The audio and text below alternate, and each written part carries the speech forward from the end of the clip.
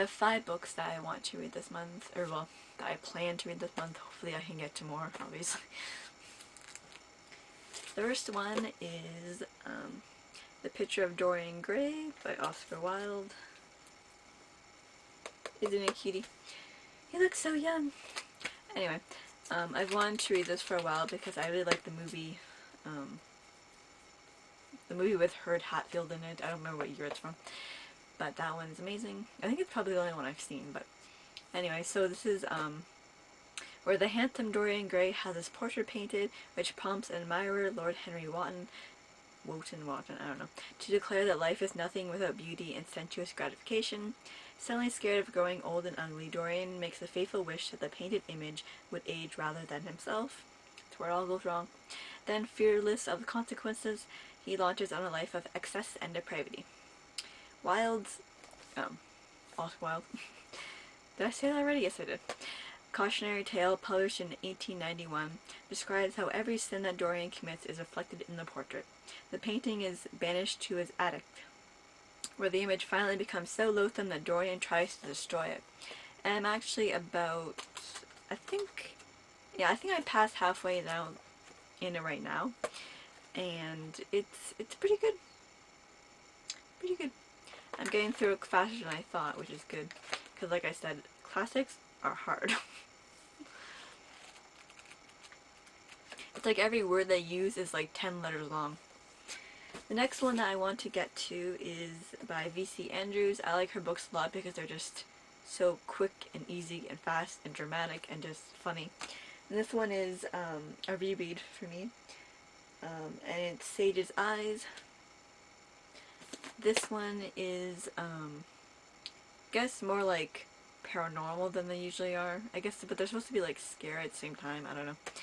So this one is about 16-year-old Sage as a lonely child dreaming of hemlock and mysterious ancestors she knows nothing about. Her adoptive parents keep a close eye on her, studying her for warning signs of something.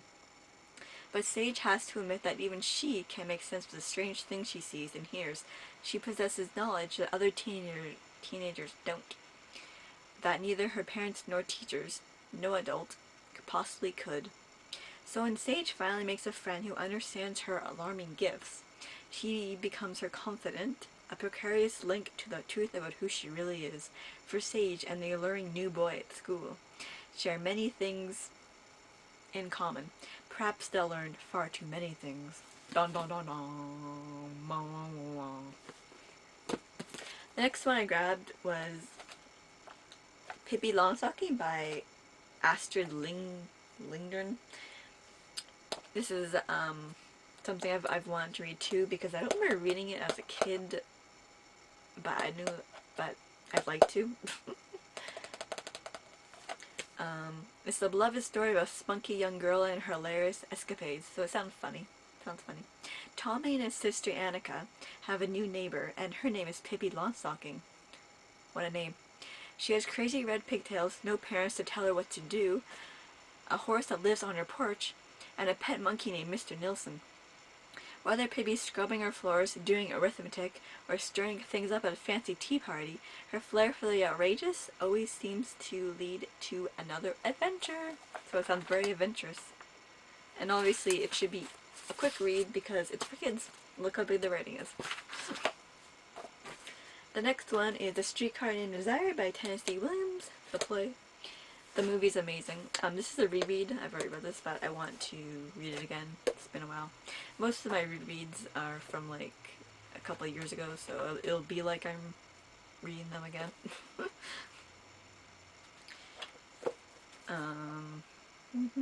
Can we say about this one? Besides the movie that probably a lot of people have seen. It's the story of the fading and desperate Blanche Dubois, and how her sensuous and brutal brother-in-law, Stanley Kowalski, pushes her over the edge. And the last one I grabbed is The Age of Innocence by Edith Wharton. This is a reread, kind of like the first time I read it I couldn't get into it, so I wanted to try it again. And this is about,